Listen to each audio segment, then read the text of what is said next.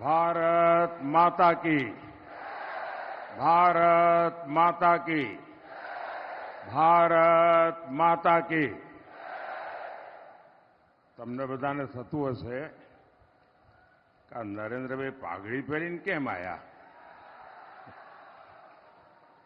અને મુખ્યમંત્રીએ પાઘડી પહેરાવા જતા હતા તો મેં કહ્યું તમે આના ઉપર જ મૂકો, મારે આ પાઘડી ઉતારાય એવું નથી. હું આવતા રસ્તામાં જામ સાહેબના દર્શન કરવા ગયો હતો.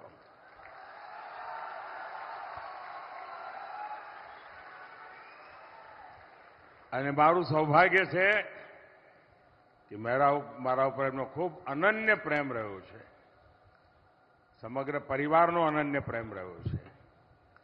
અને જામ સાહેબ પાઘડી પહેરાવે પછી તો કઈ બાકી જ ના રે ભાઈ. અને એટલે મેં કહ્યું મારે માટે તો જામ સાહેબની આ પાઘડી મોટો પ્રસાદ છે. અને જામનગર સાથેનો મારા નાતાની અનેક વિશેષતાઓ રહેલી છે. ગયા 2 દિવસથી હું ગુજરાતમાં ભ્રમણ કરી રહ્યો છું. આમ તો કઈ ગુજરાતમાં વોટ માંગવા ના આવવાનું હોય,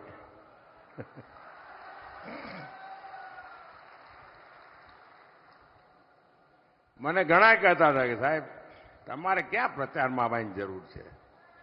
મેં કહ્યું ભાઈ પ્રચારમાં ને પ્રેમમાં બહુ ફરક હોય. હું પ્રચાર માટે નથી આવ્યો, હું તો પ્રેમનો આસ્વાદ લેવા આવું છું. ગુજરાતની ધરતીએ જે પ્રેમ આપ્યો છે, તે આશીર્વાદ આપ્યા છે, એ તો મોટી મૂડી છે. અને આજે જયારે જામનગર આવ્યો છું ત્યારે અનેક જૂની વાતો તાજી થાય, કારણ કે સંગઠનનું કામ કરતો ત્યારે પણ આવતો. પણ એકવાર બહુ મહત્વની ઘટના બની, બુચ્ચર મોરીની યુદ્ધની વાત. અને મને આપણા ક્ષત્રિય સમાજના આગેવાનો નિમંત્રણ આપવા આવ્યા. પછી મને કોઈએ કાનમાં કહ્યું, મને કે સાહેબ અમે નિમંત્રણ આપવા આવ્યા છીએ પણ તમે નહીં આવો, પણ આ તો અમારું કર્તવ્ય છે એટલે અમે આવ્યા છીએ. કેમ નહીં આવો? મને કે સાહેબ કોઈ મુખ્યમંત્રી ના આવે. કેમ ના આવે? કે અમે બધા મુખ્યમંત્રી ટ્રાય કર્યો છે. તો થયું શું? તો કે સાહેબ ત્યાં એવી માન્યતા છે કે જ્યાં આટલા બધા વીરોએ શહીદ થયા, જેમના પાળિયા ત્યાં દેખાતા હોય, પૂજાતા હોય, પણ ગુજરાતના મુખ્યમંત્રીઓના કાનમાં કોકે ભેળવી દીધું છે કે તમે આ બુચ્ચર મોરીના એમાં જાઓ તો તમે મુખ્યમંત્રી પદ તમારું જતું રહે. અને એટલા માટે એકે મુખ્યમંત્રી આવતા નહોતા. મેં કહ્યું કે મારા ક્ષત્રિય સમાજના આ બલિદાન સામે આ મારા મુખ્યમંત્રી પદની કોઈ કિંમત નથી. હું આવીશ અને હું આવ્યો અને ખૂબ ઠાઠથી એક કાર્યક્રમને મેં વધાવ્યો પણ ખરો અને એને વધાર્યો પણ ખરો. એટલે જામનગર સાથેની મારી એવી અનેક યાદો સાથે આજે ફરી જ્યારે જામનગર આવ્યો છું ત્યારે અનેક વાતો કરવાનું મૂડ છે. જ્યાં જ્યાં હું ગયો છું અપાર આશીર્વાદ, અભૂતપૂર્વ ઉત્સાહ અને ઉમંગના મેં દર્શન કર્યા છે. અને આ વખતે હિન્દુસ્તાનમાં જ્યાં જ્યાં ગયો, 2014ની ચૂંટણીમાં પણ ગયો તો भाई ये जो तस्वीर लेके खड़े हैं ना, कृपा करके आप बैठिए. आप जो लाए मैंने दर्शन कर लिए. प्लीज आप पीछे परेशान करते हैं लोगों को. प्लीज आप बैठिए. आप जो लाए वहां लेकर के बैठिए. सब हो गया. बैठिए आप बैठिए वहां. आपका प्यार मेरे सर आंखों पर बाबा.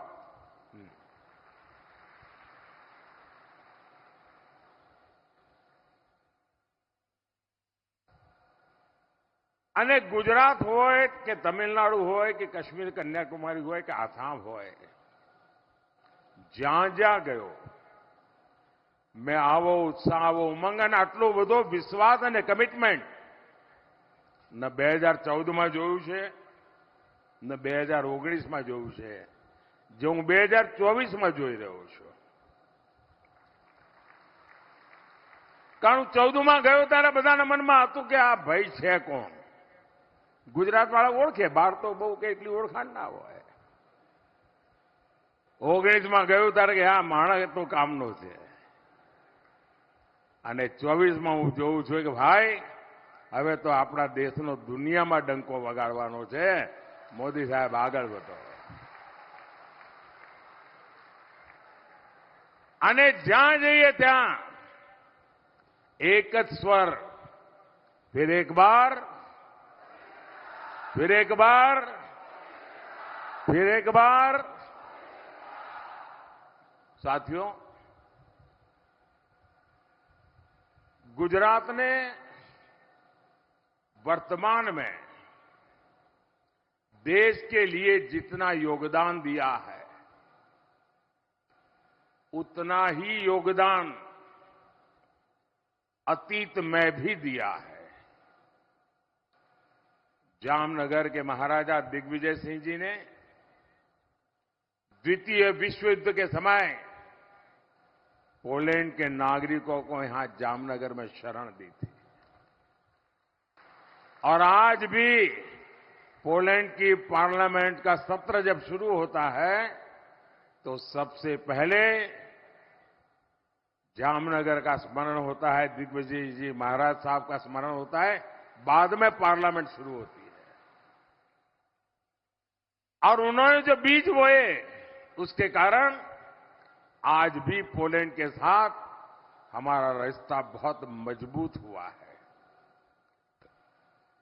और जैसा मैंने कहा, जाम साहब के परिवार के साथ मेरा जो नाता रहा है, उनका जो आशीर्वाद रहा है, तो आज मैं यहां आते समय उनके आशीर्वाद लेने गया था और उन्होंने मुझे प्यार से पगड़ी पहनाई, आशीर्वाद दिए.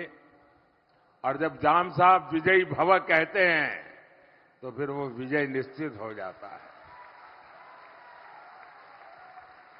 हमारे देश के राजा महाराजाओं ने अखंड भारत बनाने के लिए अपना पीढ़ियों का राजपाट दे दिया था. उनके योगदान को ये देश कभी भूल नहीं सकता है. लेकिन आजादी के 75 साल के बाद भी इतिहास की इस महत्वपूर्ण घटना को नकार दिया गया. आज भी शाहजादे जो भाषा बोलते हैं वो ये देश स्वीकार नहीं कर सकता है. लेकिन मैंने भारत की एकता में सरदार वल्लभ भाई पटेल का जो योगदान रहा है और दुनिया का सबसे बड़ा स्टैच्यू बनाया, और वहीं पर देश की एकता के लिए योगदान देने वाले राज परिवारों का म्यूजियम में बना रहा. आजादी के इतने सालों के बाद ये मान सम्मान देना किसी सरकार को विचार नहीं आया, मुझे आया. क्योंकि मैं इतिहास की महानता को पूजने वाले लोगों में से हूं. और मैं जानता हूं जो इतिहास भूल जाते हैं वो कभी इतिहास बना नहीं सकते.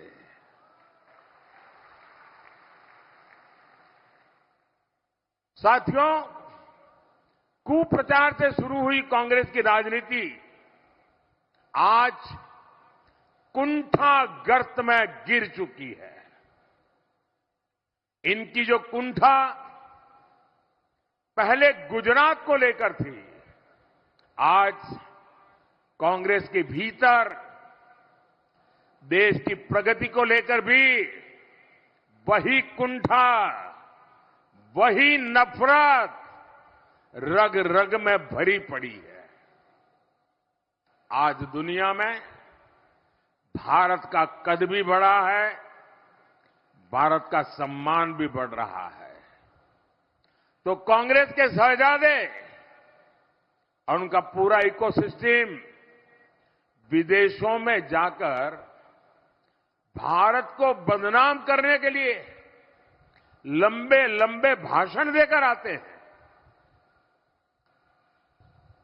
उन लोगों ने जब सत्ता छोड़ी 2014 में, तब हमारे देश की अर्थव्यवस्था दुनिया में 11 नंबर पर थी। और आपको जानकर के खुशी होगी, देश जब आजाद हुआ था तब हम दुनिया में 6 नंबर पर थे। ये वहां से 11 पर ले गए।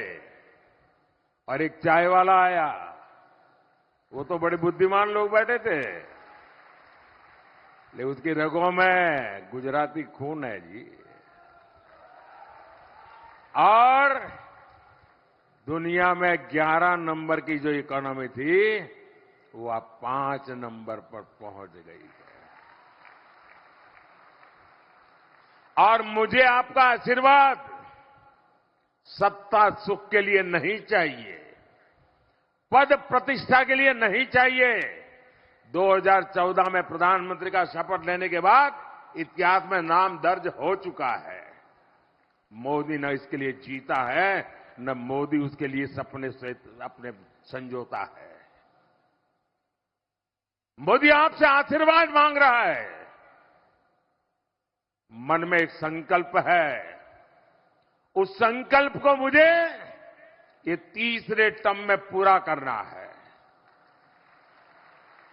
और मेरा संकल्प है, हिंदुस्तान को दुनिया की पहली 3 अर्थव्यवस्थाओं में ला करके रखूंगा।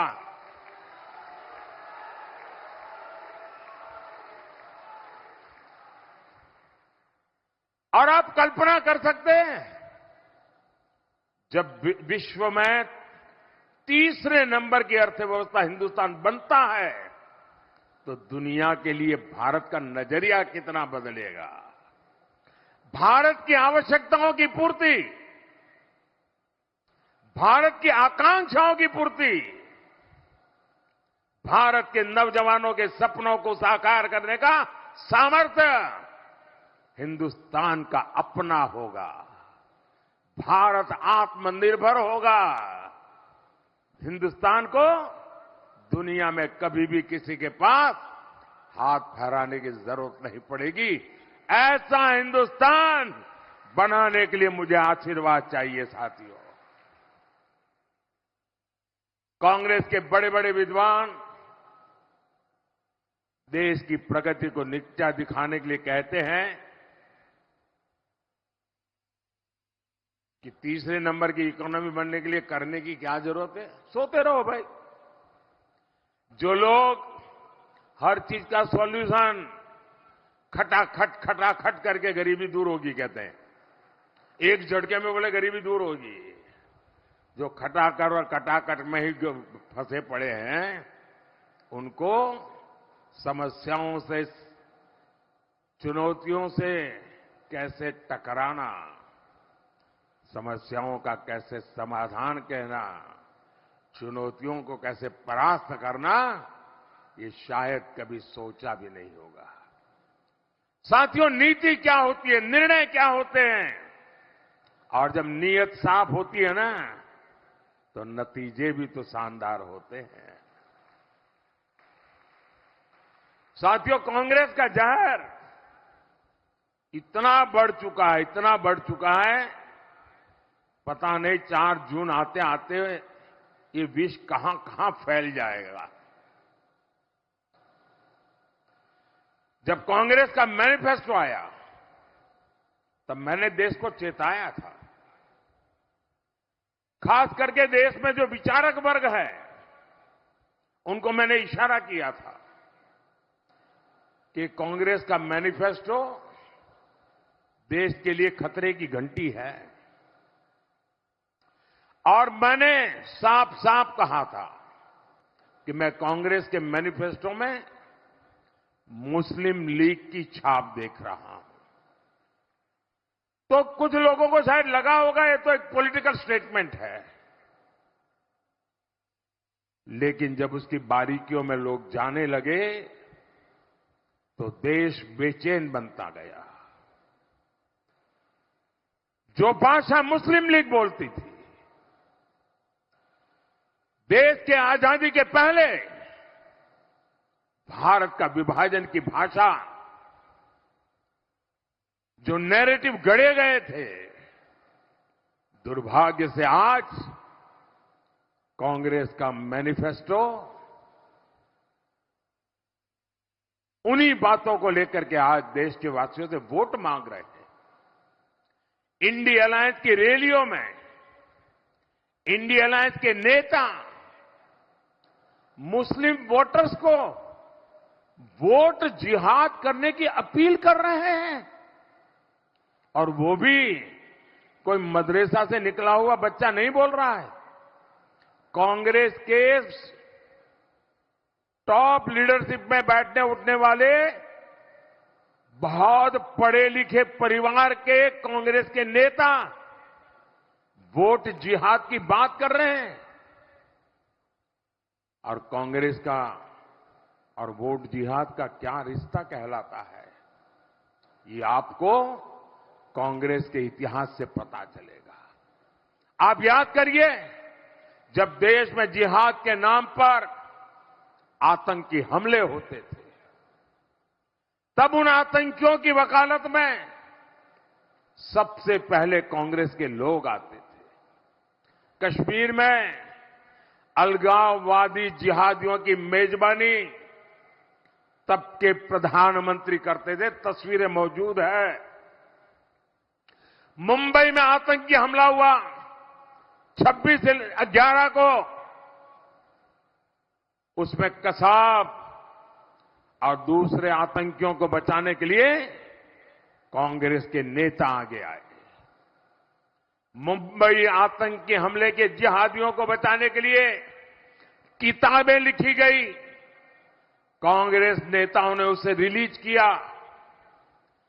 दिल्ली में बाटला हाउस एनकाउंटर में जिहादी आतंकवादी मारे गए तो कांग्रेस की मैडम, उनके आंखों में आंसू बह रहे थे, रुकते नहीं थे। ये कांग्रेस के नेता कह रहे। अफजल गुरु को फांसी हुई, उसे माफी दिलाने के लिए इसी इकोसिस्टम के लोग सुप्रीम कोर्ट से लेकर राष्ट्रपति तक पहुंच गए थे। और अब ये लोग देश में वोट जिहाद करने का नारा लगा रहे हैं। साथियों, कांग्रेस पार्टी इस समय 2 रणनीतियों पर चुनाव लड़ रही है। पहला, जाति के नाम पर समाज को बांटना। दूसरा, तुष्टीकरण के जरिए अपनी वोट बैंक को एकजुट करना।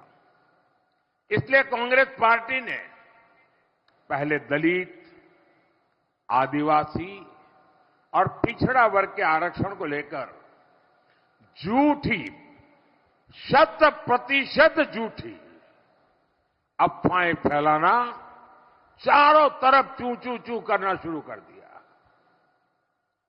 इसे चुनाव का एजेंडा बनाने की कोशिश की। और अब कांग्रेस आरक्षण के खिलाफ अपने असली मकसद में जुट गई है।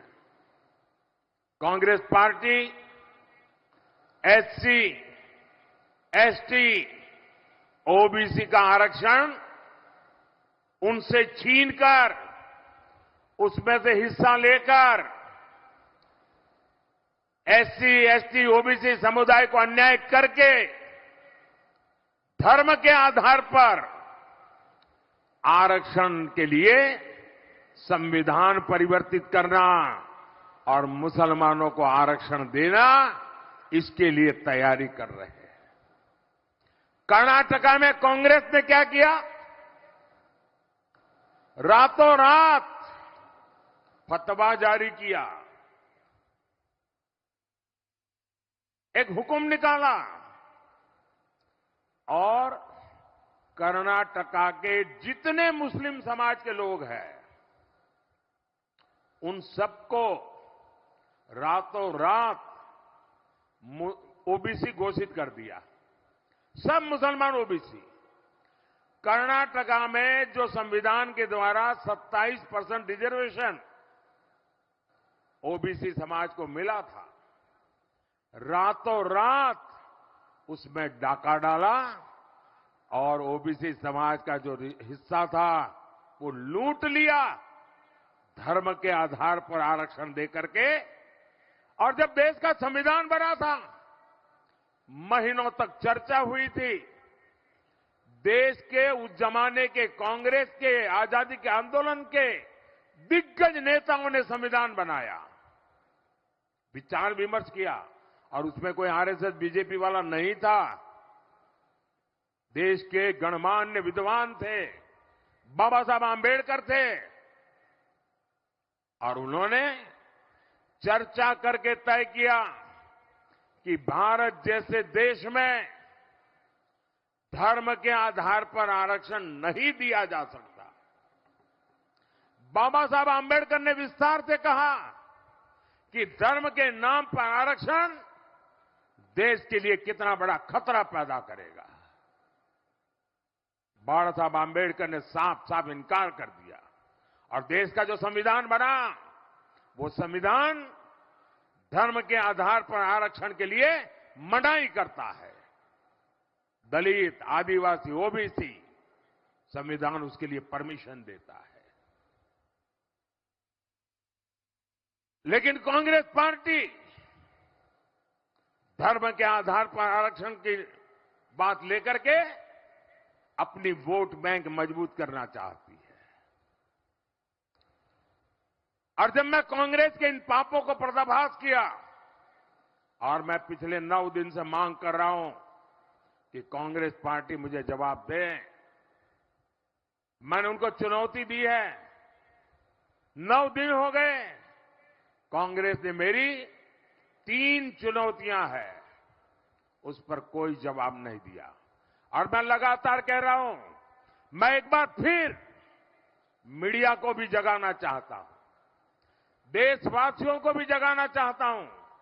एक बहुत बड़े खतरे की तरफ ये लोग ले जा रहे हैं, इसलिए मैं जगाना चाहता हूं। और मेरी 3 चैलेंज क्या है? मेरा पहला चैलेंज है, क्या कांग्रेस ये लिख करके देश को देगी कि वो संविधान बदलकर धर्म के आधार पर मुसलमानों को आरक्षण नहीं देंगे? लिख करके दो। दूसरा, धर्म के आधार पर आरक्षण देकर दलित, आदिवासी, बख्शीपंथ, ओबीसी का हक नहीं मारा जाएगा। क्या कांग्रेस ये लिख करके देगी? तीसरा चैलेंज, क्या कांग्रेस ये लिख कर देगी कि उनकी जो राज्य सरकारें हैं, उनके जो चट्टे बट्टों की सरकारें हैं, वे ओबीसी कोटा में डाका डाल करके मुसलमानों को शामिल करने का हिडन एजेंडा नहीं चलाएंगे? इसकी गारंटी देते हैं क्या? चुप है, मतलब उनके दिमाग में, उनकी सोच में कोई खोट है। अब मुझे जामनगर के लोग बताइए, देश पर इतना बड़ा खतरा मंडरा रहा हो, क्या मोदी चुप रह सकता है? क्या मोदी देश को फिर से बांटने दे सकता है? साथियों, मैं आज जामनगर की धरती से देशवासियों को विश्वास दिलाता हूं और कांग्रेस के चट्टे बट्टे सबको कहना चाहता हूं, जब तक मोदी जिंदा है, जब तक मोदी जिंदा है, इस देश को फिर से धर्म के आधार पर मैं बांटने नहीं दूंगा।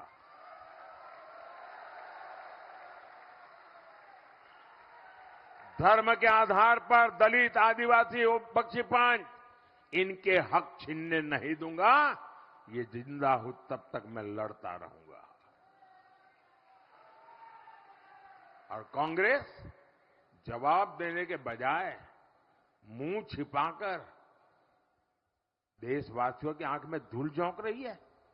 साथियों, कांग्रेस के लोग, उसके शहजादे,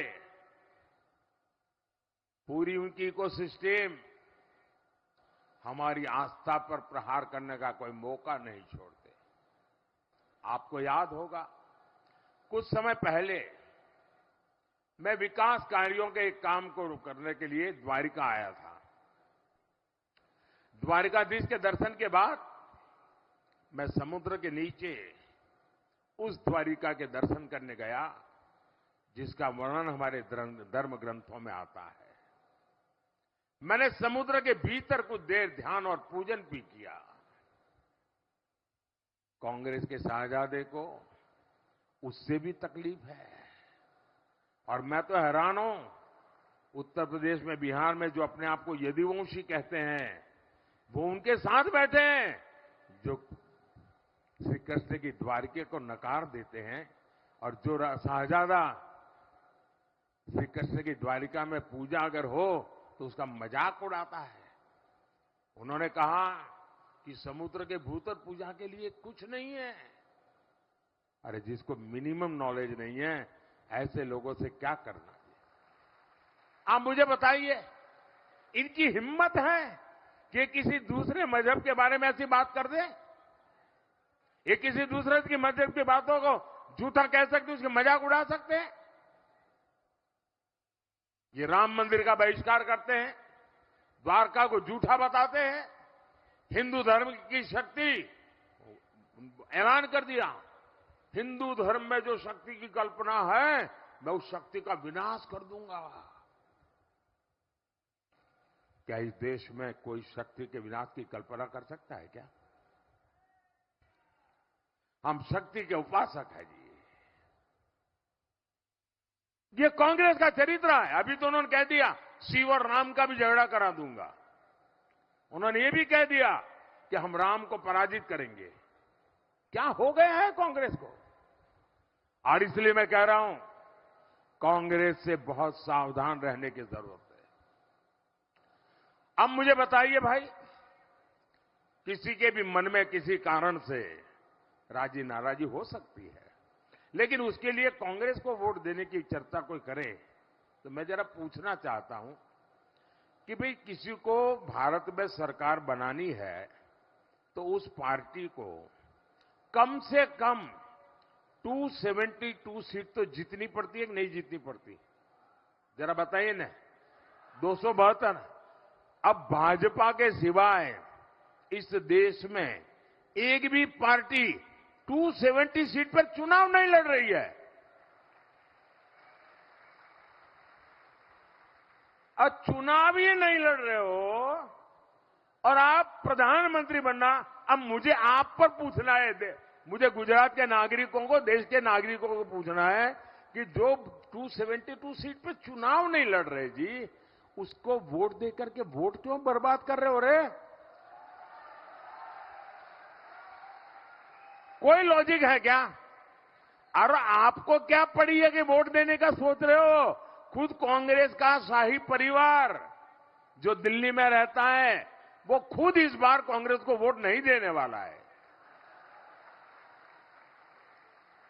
अब आपको आश्चर्य होगा, ये सच्चाई है, क्योंकि जहां वो रहते हैं ना, जहां उनका वोट है, वहां कांग्रेस का उम्मीदवार ही नहीं है। यहां हमारे अहमद भाई का परिवार, अहमद भाई कांग्रेस का बहुत बड़े नेता रहे, वो परिवार भी इस बार कांग्रेस को वोट नहीं दे पाएगा। वहां भी कांग्रेस का उम्मीदवार नहीं है भरूच में। भावनगर में उनके एक बहुत बड़े नेता बड़बोले रहते हैं, अगर वोट उनका भावनगर में है तो वो भी कांग्रेस को वोट नहीं दे पाएंगे। जिस कांग्रेस के नेता कांग्रेस को वोट नहीं दे रहे, देशवासियों को क्या जरूरत है भाई उसको वोट दे करके वोट बगाड़ दे की।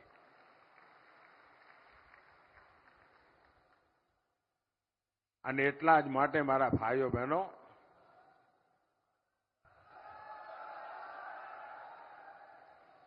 આજે હું જ્યારે જામનગરની ધરતી પર આશીર્વાદ લેવા આવ્યો છું ત્યારે આ સમયગાળા તમે જુઓ. હું જ્યારે ગુજરાતમાં હતો ત્યારે પાણી તરફ આપણે ખૂબ મોટી શક્તિ લગાવી. આજે પૂરા ક્ષેત્રમાં આપણે કનેક્ટિવિટી માટે અભૂતપૂર્વ વિકાસ કરી રહ્યા છીએ. અમૃતસર, બઠિંડા, જામનગર કોરિડોર 80,000 કરોડ રૂપિયા. આપ વિચાર કરો કેટલી મોટી તાકાત ઊભી થવાની છે. ધોરાજી, જામકંડોરણા, કાલાવાડ સેક્શનનું ચૌડીકરણ, રસ્તો પહોળો થઈ રહ્યો છે. અહીંયા દ્વારકામાં સુદર્શન સેતુ. હવે સુદર્શન સેતુ જોવા માટે ટુરિસ્ટો આવવા માંડે અલગથી. નહીં તો પહેલા બેટ દ્વારકા જવું હોય તો તકલીફ પડતી હતી ભાઈ, રાહ જોવી પડતી હતી. અને દરિયો ગાળો થયો હોય તો પાછું 2 દાડા રોકાઈ જવું પડે. આજે સુદર્શન સેતુ એક નજરાણું બની ગયો. જામનગર અમદાવાદ વંદે ભારત ટ્રેન. બાબા, પ્રવાસ ના કરવો તો સ્ટેશન પર લોકો ટ્રેન જોવા જાય છે. ટ્રેન જોડે ફોટો પણ આવે છે. આઝાદીના 75 વર્ષ પછી લાલ ડબ્બામાંથી ખૂબસૂરત ટ્રેન જોવા મળી ભાઈઓ. અમૃત યોજના અંતર્ગત જામનગર રેલવે સ્ટેશનનું આધુનિકરણ થઈ રહ્યું છે. અને આધુનિકરણ એટલે તમે એરપોર્ટને ભૂલી જાઓ ને એવા રેલવે સ્ટેશન બનાવવાના છે મારે. આપણા જામનગરમાં ઔદ્યોગિક વિકાસ, મને યાદ છે મેં જ્યારે એકવાર નવો મુખ્યમંત્રી બન્યો હતો, જામનગરમાં ચૂંટણી લડતો હતો. મારી જિંદગીની પહેલી શરૂઆત સૌરાષ્ટ્રમાંથી થઈ. પહેલી વાર જનપ્રતિનિધિ બનવાની શરૂઆત સૌરાષ્ટ્રની ધરતીએ મને આશીર્વાદ આપ્યા. અને ત્યાંથી આ યાત્રા શરૂ થઈ.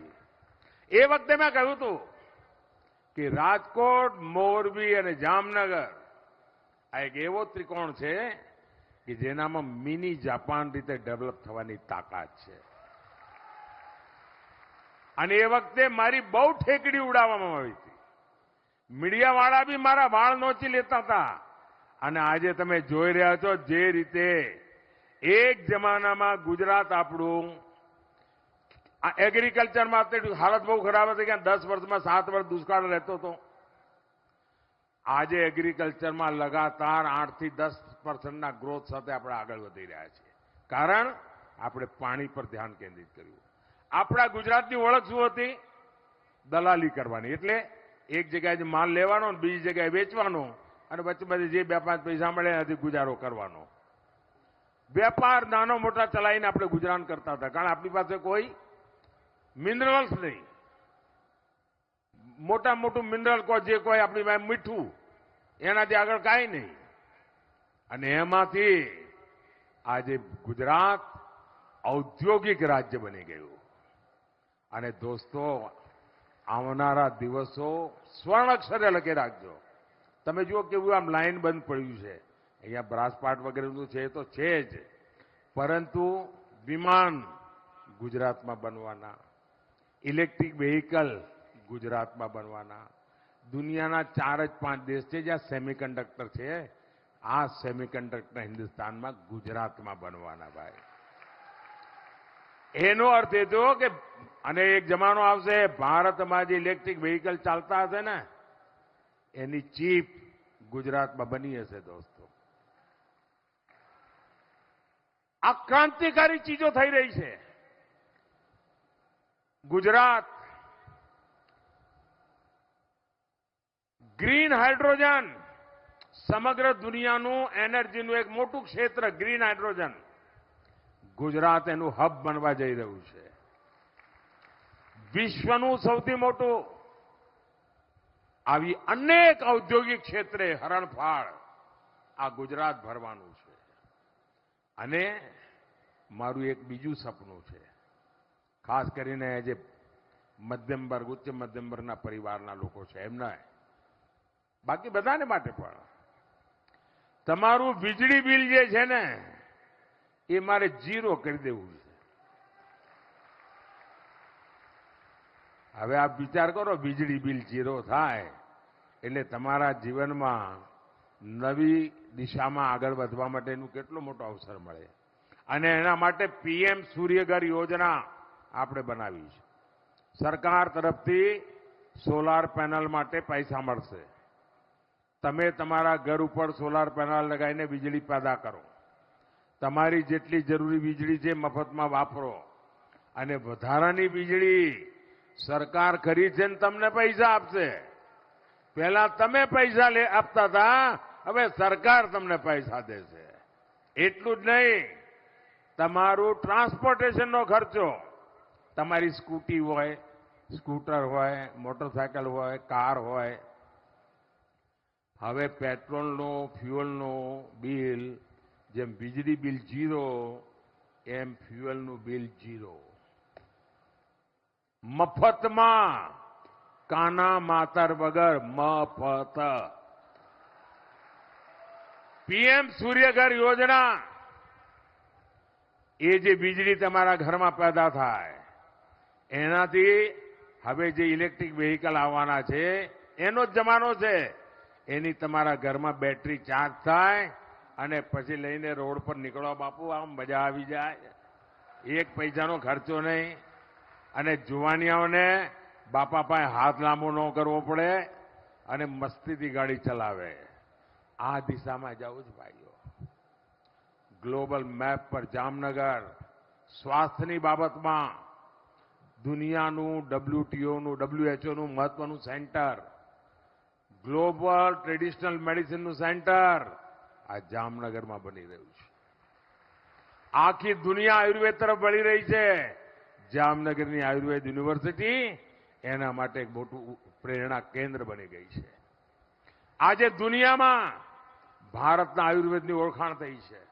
આપણે 2023ને મિલેટ યર તરીકે મનાવ્યું. આપણો નાનો કિસાન પાણીનો જે આવડો ઓછો હોય તે આપણું મોટું અનાજ પાકે, જુવાર ને બાજરો ને એ બધું. એને કોઈ પૂછતું નહોતું. ઘરમાં છોકરાઓને લાગે આ તો બધું આઉટડેટેડ છે. આજે પુરવાર થઈ ગયો. એ આપણા પૂર્વજો જે ખાતા હતા ને જુવાર ને બાજરી ને બધું, એ સુપર ફૂડ છે, સુપર ફૂડ. અને મિલેટ યર આપણે મનાવ્યું. એનું નામ હવે નક્કી કર્યું શ્રી અન્ન. કારણ હિન્દુસ્તાનમાં અલગ અલગ જગ્યાએ અલગ અલગ નામ છે. હવે આ શ્રી અન્ન દુનિયામાં, અને અમારું સપનું છે દુનિયાના ડાઇનિંગ ટેબલ પર આ ભારતના નાના નાના ખેડૂતોએ ઉગાડેલું આ શ્રી અન્ન ખવાય. અને હું છેલ્લે જ્યારે અમેરિકા ગયો હતો, અમેરિકાના રાષ્ટ્રપતિએ પહેલીવાર ભારતના પ્રધાનમંત્રીને આટલું બધું સન્માન આપ્યું હતું. હિન્દુસ્તાનના એક પણ પ્રધાનમંત્રીને એ સન્માન નહોતું મળ્યું. અને મોટો ભોજન સમારંભ ગોઠવ્યો હતો. એ ભોજન સમારંભની વિશેષતા એ હતી કે દરેકના ભોજનની ડીશમાં વેજીટેરિયન ખાવાનું હતું. એટલું જ નહીં, આ આપણો જુવાર બાજરી મિલેટ હતું, શ્રીઅન્નનું ભોજન હતું. વ્હાઇટ હાઉસમાં પણ સુપર ફૂડનું મહાત્મ્ય વધતું જાય છે. સાથીઓ, સૌની યોજના, એને તો જ્યારે મને યાદ છે, મેં આ રાજકોટમાં પ્રેસ કોન્ફરન્સ કરીને સૌની યોજનાની જાહેરાત કરી હતી, તો આ છાપાવાળા હેડલાઇન બનાવી હતી કે મોદીએ ચૂંટણીનું નવું ગતકડું કાઢ્યું. કારણ કે ચૂંટણીના થોડા દાડા પહેલા જ કર્યું હતું. આજે ધમધમાટ પાણી પહોંચે છે કે નહીં, તળાવ ભરાય છે કે નહીં? ભાઈઓ બહેનો, કચ્છના ખાવડા સુધી પાણી પહોંચાડ્યું. સૌની યોજનાએ એક નવું જીવતદાન આપ્યું છે. જામનગર જિલ્લાના 400થી વધારે ગામ, એમાં નળથી જળ મારી માતાઓ બહેનો પહેલા 1-2 કિલોમીટર માથે ગડુલા લઈને જતી હતી. આ મોદીએ તમારા ગડુલા ઉતારી દીધા અને નળથી જળ. અત્યારે બાટલામાં ગેસ આવે છે ને, હવે પાઇપલાઇનથી ગેસ આવશે. આ મોદીએ સાફ સાફ બધું ગોઠવેલું છે, નક્કી કરેલું છે.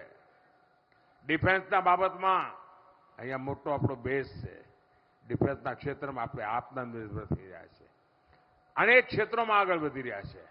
મારું કહેવાનું તાત્પર્ય એ છે ભાઈઓ કે ખૂબ મોટી સંખ્યામાં જ્યારે આગળ વધી રહ્યા છે, ત્યારે મારી તમારી પાસે અપેક્ષા છે. તમારા આશીર્વાદ મારી જોડે છે. તમે 26 સીટો જીતાડવાના છો એ પણ મને ખબર છે. તમને પણ ખબર છે કે મોદી તો આપણા ઘરનું છોકરું છે, એની જોડે તો આપણે ઉભા જ રહેવું પડે. તમને ખબર છે 7મી મે મારી અપેક્ષા છે, ગરમી ગમે તેટલી હોય, કામ ધામ ગમે તેટલું હોય, પણ આપણા ગુજરાતે આખા હિન્દુસ્તાનમાં સૌથી વધારે મતદાનનો રેકોર્ડ કરવો પડે.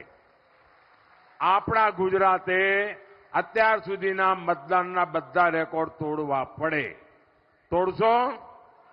પ્રત્યેક પોલિંગ બૂથમાં જોર લગાવશો? ગમે તેટલી ગરમી હોય, પહેલા મતદાન પછી જલપાન. બીજી મારી અપેક્ષા વધુમાં વધુ પોલિંગ બૂથ જીતવા છે. લોકસભા કે વિધાનસભાની પેટા ચૂંટણીઓ જીતી જેવું જેટલું નહીં, મારે બધા પોલિંગ બૂથ આ વખતે જીતવા છે. તમારી મદદ વગર જીતાય? મદદ કરશો? આશીર્વાદ આપશો? જામનગરથી બેન પૂનમબેન ચૂંટણી લડી રહ્યા છે, એમને આપના આશીર્વાદ મળે. અને પોરબંદરથી અમારા સાથી અર્જુનભાઈ મોઢવાડિયા એ ચૂંટણી લડી રહ્યા છે. અમારા બંને સાથીઓને ભારી બહુમતથી વિજય બનાવો. આખું ગુજરાત વિજય બનાવે. આજે જામનગરના આંગણેથી અહીંથી મારે કલકત્તા માટે વિદાય લેવી છે. આવતીકાલે બંગાળમાં ગુજરાતના ઉત્સાહ ઉમંગની વાત કરીશ. ફરી એક વાર મારી સાથે બોલો, ભારત માતા કી. फिर एक बार, फिर एक बार, फिर एक बार, अब की बार, अब की बार, अब की बार, भारत माता की. खूब खूब धन्यवाद.